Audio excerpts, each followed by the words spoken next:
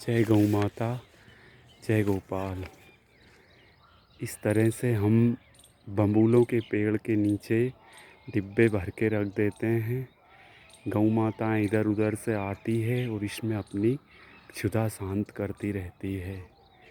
इन बबूलों से छाया मिल जाती है। उस छाया में धूप से कोई कष्ट भी गौ माता को नहीं होता है। इस तरह से भरे हुए विधिवत चारे के डिब्बे गौ माता के लिए काफ़ी उपयोगी रहते हैं।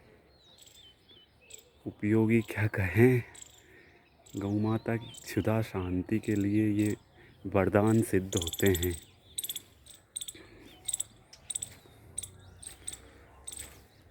ये अभी भूसा हमने डलवाया है, काफ़ी कुछ ख़त्म हो गया है। ये देखिए, ये निशान जो बने हुए हैं ये इतना समाप्त हो चुका है, लेकिन फिर भी माँ अन्नपूर्णा का भंडार पूरा भरा हुआ है।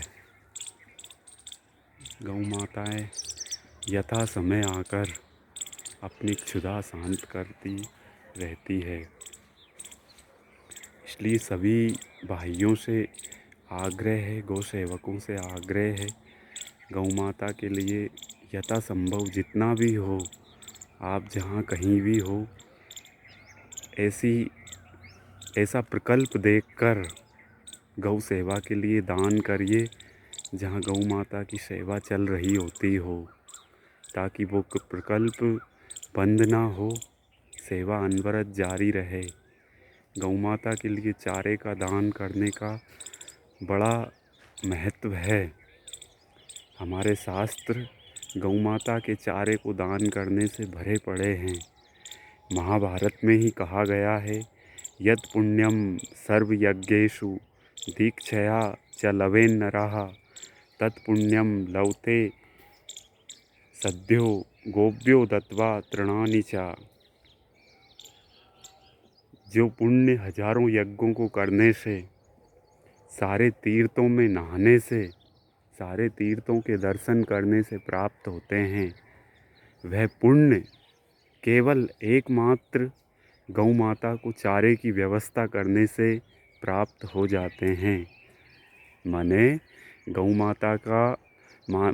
माता के चारे का इंतज़ाम करना कई अश्वमेध वाजपेयी यज्ञों से बढ़कर होता है।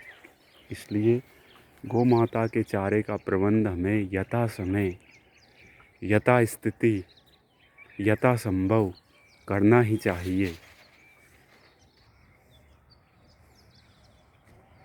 हमारी पुलिस लाइन के पीछे ही ये गायों के लिए पानी की व्यवस्था है।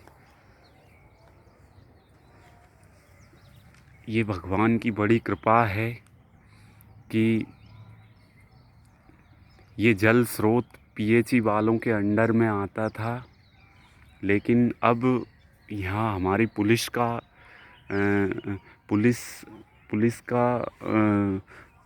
ये इन क्वार्टरों के पीछे का हिस्सा है, जो कि पाटन रोड कभी स्वीकृत था ये, लेकिन अब सुरक्षा की दृष्टि से इसको बंद कर दिया गया है।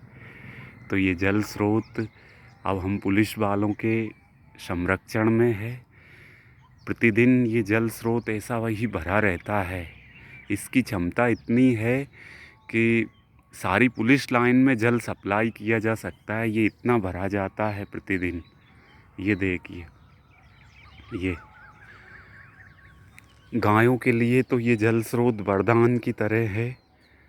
हमारे वैदिक ऋचाओं में भी कहा है, जलेन शीतलीकरणम। जलेन शीतलीकरणम का अर्थ होता है जल सभी प्राणियों को शीतलता प्रदान करे। वेदों में ऐसा कहा गया है। देखिए, गौ माताएँ तो शीतलता प्राप्त करती ही है, इसको हम भी स्नान कर सकते हैं। इतना अच्छा ये जल है।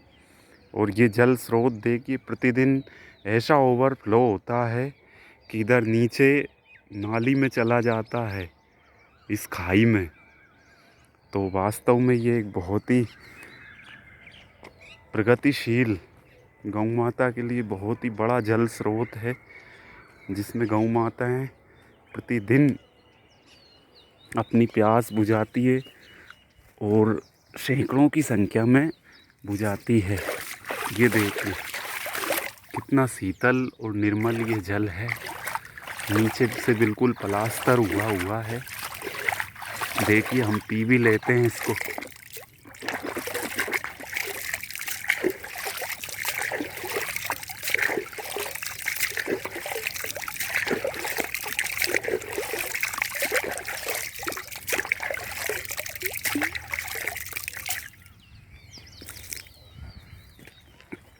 आनंद आ गया, इतना शीतल ये जल है। गौ माता को भी वही जल पिलाना चाहिए जिसको हम स्वयं पी सकें। गौ माता को वही भोजन खिलाना चाहिए जिसको हम स्वयं खा सकें। झूठा और अपशिष्ट भोजन गौ माता को कभी भी नहीं खिलाना चाहिए। एक गृहस्थ अगर गौ माता को थोड़ा बहुत अपने भाग में से खिला भी दे तो कोई अंतर नहीं पड़ता है, बल्कि उसे उसका दिया हुआ दान, गौ माता को खिलाया हुआ भाग करोड़ों लागतों में मिलता है। 1 गुना गौ माता को दान दीजिए। हेड साहब, 1 गुना गौ माता को दान दीजिए और 1000 गुना प्राप्त कीजिए। ऐसी कहावत गौ माताओं के विषय में चरितार्थ है।